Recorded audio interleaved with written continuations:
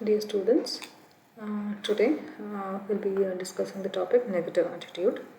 In the previous sessions, we have discussed about positive attitudes, positive thinking, and what exactly is attitude. Now let us study what exactly is this negative attitude.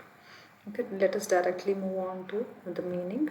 So, a negative attitude is a person who thinks that whatever happens around around him is not according to him.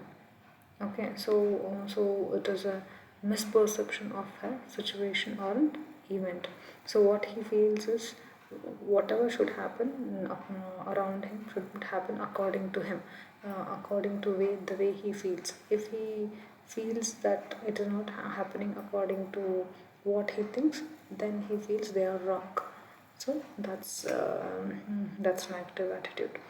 So these people have all these people, what do? Is they always crib, they always feel insecure, they always have a fear, they always find fault in others. Okay, so ಈ negative attitude ಅನ್ನೋರು ಯಾರು ಅಂತ ಹೇಳಿದಾಗ, negative attitude are those people. ಯಾವ ರೀತಿಯ ಜನರು, ಯಾವ ರೀತಿಯ ಪೀಪಲ್ ಅಂದರೆ, ಇವರು ತನ್ನ ಸುತ್ತಮುತ್ತ ಇರುವಂತಹ ಎಲ್ಲರೂ ತಾವು ಹೇಗಿದೆಯೋ ಅದೇ ರೀತಿಯಲ್ಲಿ ಅವರು ಎಲ್ಲರೂ ವರ್ತಿಸಬೇಕು ಅಂತ ತಿಳಿಯುವಂಥವ್ರು. ಸೊ ಅವ್ರ ಸುತ್ತಮುತ್ತ ಅವರು ತಾವು ಹೇಗೆ ಅನ್ಕೊತಿದ್ರು ಆ ರೀತಿಯಲ್ಲಿ ವರ್ತಿಸಿಲ್ಲ ಅಂದರೆ ಅವರು ತಪ್ಪು ಅಂತ ತಿಳಿಯುವಂಥವ್ರು. ಸೊ ಈ ನೆಗೆಟಿವ್ ಆ್ಯಟಿಟ್ಯೂಡ್ ಅವ್ರು ಏನು ಮಾಡ್ತಾರೆ ಅಂದರೆ, ಯಾವಾಗಲೂ ಅಷ್ಟೇ ಬೇರೆಯವರಲ್ಲಿ ತಪ್ಪನ್ನು ಹುಡ್ಕುವಂಥವ್ರು. ಓಕೆ, ಪ್ರತಿಯೊಂದು ಸಿಚುವೇಷನಲ್ಲಿ, ಪ್ರತಿಯೊಂದು ಈವೆಂಟಲ್ಲೂ ತಪ್ಪನ್ನು ಆರಿಸಿ ಅದನ್ನೇ ಹೈಲೈಟ್ ಮಾಡುವಂಥವರು ಇವರು.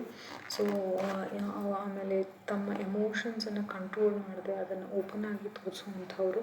ಅದು ಆ್ಯಂಗರ್ ಇರ್ಬೋದು, ಫ್ರಸ್ಟ್ರೇಷನ್ಸ್ ಇರ್ಬೋದು, ಅದನ್ನು ಕ್ಲಿಯರಾಗಿ ಎಲ್ಲರಿಗೂ ತಿಳಿಯೋ ಹಾಗೆ ತೋರಿಸುವಂಥವ್ರು. ಆಮೇಲೆ ದೇ ಆರ್ ನಾಟ್ ಹ್ಯಾಪಿ.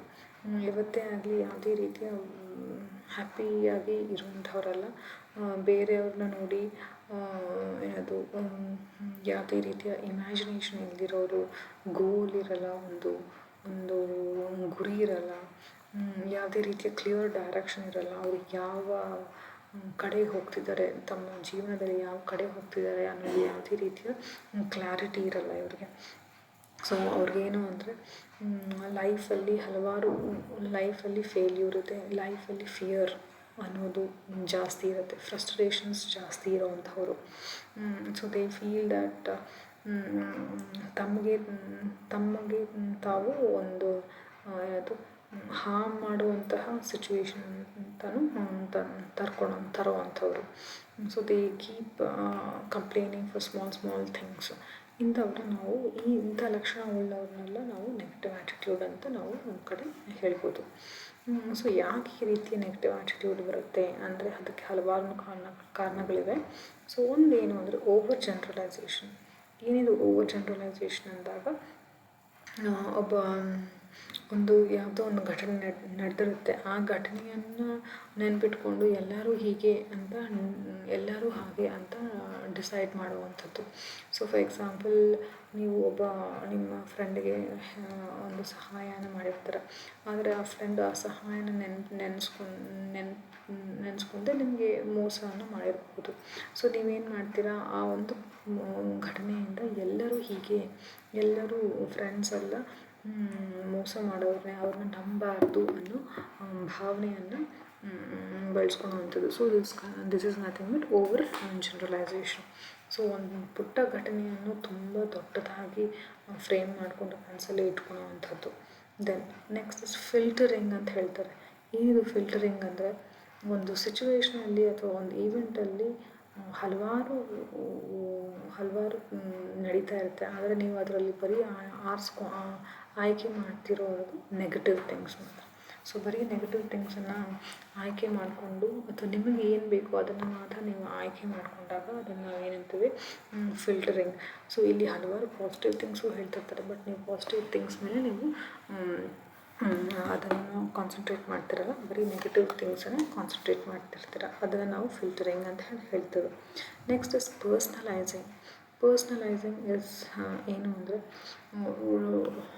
ಯಾವುದೇ ಒಂದು ವಿಷಯ ಹೇಳಿದ್ರು ಅದನ್ನು ತುಂಬ ಪರ್ಸ್ನಲ್ ಆಗಿ ತೊಗೊಂಡು ಅದನ್ನು ತಮಗೆ ಹೇಳ್ತಿದ್ದಾರೆ ಅಂತ ಫೀಲ್ ಮಾಡಿಕೊಂಡು ನೆಗೆಟಿವ್ ಥಾಟ್ಸನ್ನು ಬೆಳೆಸ್ಕೊಳ್ಳೋ ಅಂಥದ್ದಕ್ಕೆ ನಾವು ಪರ್ಸ್ನಲೈಸಿಂಗ್ ಅಂತ ಹೇಳ್ತೇವೆ.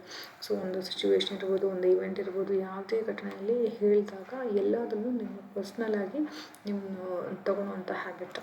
ಆ ಪರ್ಸ್ನಲ್ ಆಗಿ ತಗೊಂಡಾಗ ಏನಾಗುತ್ತೆ, you will feel bad about yourself, you will feel very low about yourself. You should not take too much personal. Then mind reading. Mind reading is wherein you are making assumptions about other people's thoughts. That is what that person might be thinking, what he might think if I do this way. That is nothing but mind reading. You're thinking too much about what happens in their mind. So that's nothing but mind reading. That's also not necessary. Why you need to think about what other people think. Then magnification is wherein you're exaggerating things. Okay, ಒಂದು ಪುಟ್ಟ ಘಟನೆಯನ್ನು, ಒಂದು ಪುಟ್ಟ ಇನ್ಫಾರ್ಮೇಷನನ್ನು ದೊಡ್ಡದಾಗಿ ಹೇಳುವಂಥದ್ದು, ಅಥವಾ ಒಂದು ಪುಟ್ಟ ಘಟನೆಯನ್ನು, ಕೆಟ್ಟ ಘಟನೆಯನ್ನು ತುಂಬ ಎಕ್ಸಾಜರೇಟ್ ಮಾಡಿ ಹೇಳುವಂಥದ್ದು. All these are few of the things which might lead to negative attitude.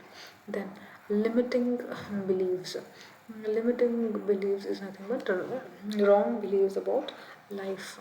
Wrong, that is, you have certain beliefs about life. So those beliefs are only negative. So when you have ಕೆಲವು ನಂಬಿಕೆಗಳಿದೆ ನಿಮಗೆ life ಮೇಲೆ, so ಆ ನಂಬಿಕೆಗಳೇ ತಪ್ಪು ನಂಬಿಕೆಗಳು, that is negative ನಂಬಿಕೆಗಳು. So ಆ negative ನಂಬಿಕೆಯಿಂದ ನಿಮ್ಗೆ ಏನಾಗ್ತದೆ, you are developing a negative attitude. ಇದಲ್ಲದೆ ನಿಮಗೆ ಇರುವಂತಹ ಫ್ರೆಂಡ್ಸು ತುಂಬ ನೆಗೆಟಿವನ್ನೇ ಹೇಳ್ತಿರುವಂಥದ್ದು, ತುಂಬ ಎಲ್ಲದರ ಬಗ್ಗೆಯೂ ಪ್ರಾಬ್ಲಮ್ಸನ್ನು ಐಡೆಂಟಿಫೈ ಮಾಡಿ ತೋರಿಸುವಂಥವ್ರು, ಎಲ್ಲದರಲ್ಲೂ ತಪ್ಪನ್ನು ಆಯ್ಕೆ ಮಾಡಿ ತೋರಿಸುವಂಥವ್ರು ಇದ್ದಾಗ ನಿಮಗೂ ನೆಗೆಟಿವ್ ಆ್ಯಟಿಟ್ಯೂಡ್ಸ್ ಬರುವಂಥ ಸಾಧ್ಯತೆಗಳು ತುಂಬ ಜಾಸ್ತಿ ಇರುತ್ತೆ. ಅದೇ ರೀತಿ ಸುತ್ತಮುತ್ತ ನೆಗೆಟಿವ್ ಎನ್ವೈರನ್ಮೆಂಟ್, ನೆಗೆಟಿವ್ ತುಂಬ ವಾಯ್ಲೆಂಟ್ ಮೂವೀಸ್ ನೋಡೋದು, ತುಂಬ ವಾಯ್ಲೆಂಟ್ ಬಿಹೇವಿಯರ್ಸ್ ಅಕ್ಕಪಕ್ಕ ನಡೆಯುವಂಥದ್ದು, ತುಂಬ ಜಗಳಗಳೆಲ್ಲ ನಡೆಯುವಂಥದ್ದು, ಇಂಥದ್ದೆಲ್ಲ ನೋಡ್ತಾ ಇದ್ದಾಗ ಏನಾಗುತ್ತೆ, ಇಂಥದ್ದೆಲ್ಲ ನೀವು ತುಂಬ ವಾಚ್ ಮಾಡ್ತಾ ಇದ್ದಾಗ ಏನಾಗುತ್ತೆ, ಆಟೋಮ್ಯಾಟಿಕ್ಕಾಗಿ ಈ ನೆಗೆಟಿವ್ ಆ್ಯಟಿಟ್ಯೂಡ್ ಬೆಳೆಯುತ್ತೆ. So these are few things about ಹೇಗೆ ಒಬ್ಬ ವ್ಯಕ್ತಿಯಲ್ಲಿ ನೆಗೆಟಿವ್ ಆ್ಯಟಿಟ್ಯೂಡ್ ಫಾರ್ಮ್ ಆಗೋಕ್ಕೆ ಸಾಧ್ಯತೆ ಇದೆ ಅನ್ನೋದನ್ನು ನಾವು ಈ ಸೆಷನಲ್ಲಿ ಕಲ್ತ್ವಿ.